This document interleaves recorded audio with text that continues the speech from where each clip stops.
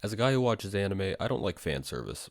I really hope that's not a contrarian take. I mean, it might be, because fan service and anime have kind of become synonymous now, up to the point where you might even be thinking, well, why the fuck are you watching it then, Matt? What do you expect? But that's because the first anime I watched were stuff like Pokemon or Attack on Titan, which had little to no fan service, so I never expected much else.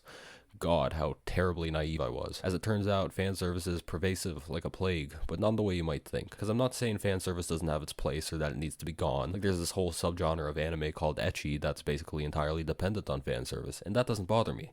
You know why it doesn't bother me? Because they're not trying to hide it. Dress Up Darling, Food Wars, fucking A Sister's All You Need. At least when you choose to watch these, you know what you're getting yourself into. No, what really pisses me off is when you take a plot-heavy series with an actual important premise and then ruin it by manufacturing a sexual situation for the sake of burning lewd images into my eyes that I never wanted. What made me love Code Geass was seeing how Lelouch devised cunning plans to overthrow the government while tackling a litany of moral dilemmas.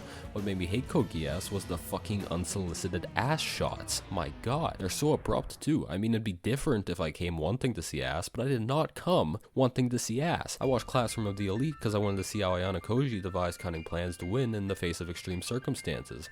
I'm a bit of a sucker for shows like these, if you couldn't already tell. But that must make me one unlucky bastard, because guess what? They messed it up again. Wow, I wonder what Ayano Koji's gonna pull off this time. Oh shit, time to jack off. This guy's about to jack off! Fire Force.